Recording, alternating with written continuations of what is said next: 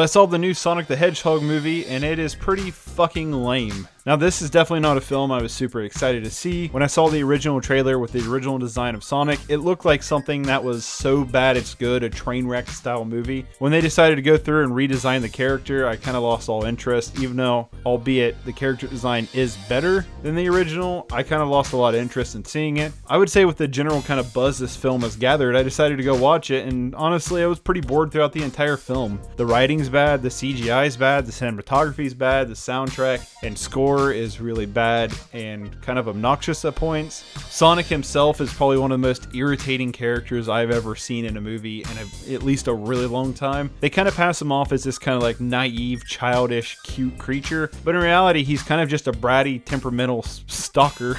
He basically just stalks the town the whole entire movie. It's really odd and very creepy. I'll be the first to admit that I'm not really a fan of the Sonic video games, but I did grow up watching the 4Kids animated series and really enjoying it, and so I've heard there's a lot of like Easter eggs crammed into this movie, but just because there is some attention to detail and some things thrown at the fans doesn't mean this is a good film. It's just kind of a really badly written film. The whole film spoon feeds every bit of information. I understand this is a kids movie, and I understand with a lot of kids movies you need to take it with a little bit of a grain of salt, but when you have stuff like How to Train Your Dragon or The First Kung Fu Panda or something like that, that is a pretty well written film that doesn't beat you over the head with exposition, like Sonic just becomes really frustrating. There's literally a scene where he's at a baseball field and he's like acting out this whole entire game and he's having a good time, and then he gets sad because he realizes he's alone and he can't participate in a game like this with real people. And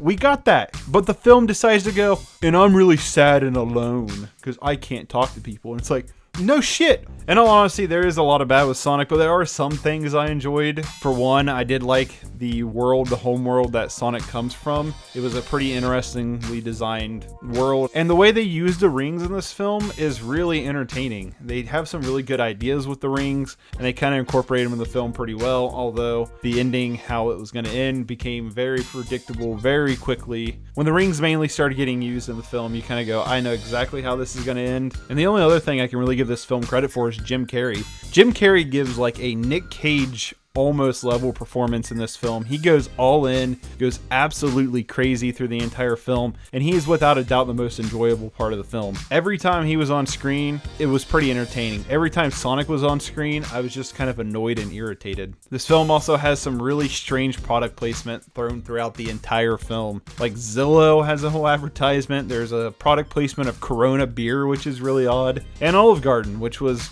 thrown back a few times in the film that was really distracting and really odd. Not to mention this film totally kills a whole entire bus full of people. Not to spoil anything, but there's a scene where Eggman is chasing Sonic through a town and he's firing rockets. I believe they blew up some other cars that might have had people in them, but there was literally a bus in the middle of an intersection that Eggman blew up, and even if the bus was empty, it still had a bus driver, so this film killed people.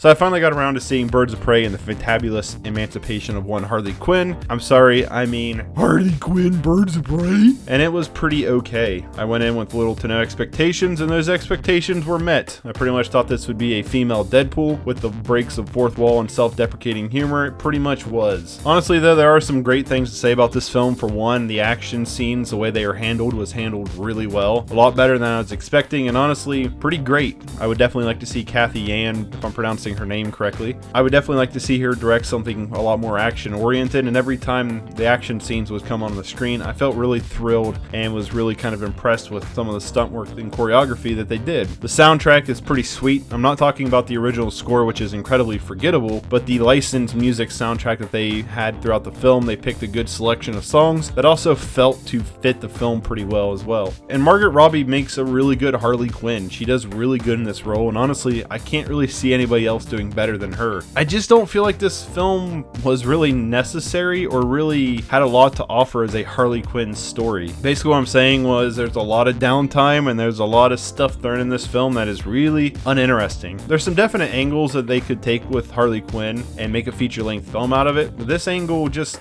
kind of felt tiresome and unoriginal. Like I said, it kind of felt like Deadpool, and it just wasn't unique or really that memorable. There wasn't a time in the film that I really felt bored, but yes, the action set pieces are good, but the overall film is kind of just okay. It's not bad, it's slightly above average, but come on, man. Black Mask is one of the worst villains I've seen in a while. I love Ewan McGregor, but the character Black Mask was just, I felt poorly handled in this film. And as weird as it is to say, this film never goes quite as crazy as you would hope for, especially with a rated R rating. They basically just make it rated R to curse. It doesn't kind of get kind of wacky and zany as you would kind of expect from a Joker-esque Harley Quinn movie. But yeah, overall it wasn't bad, wasn't great, just kind of right in the middle, slightly above average.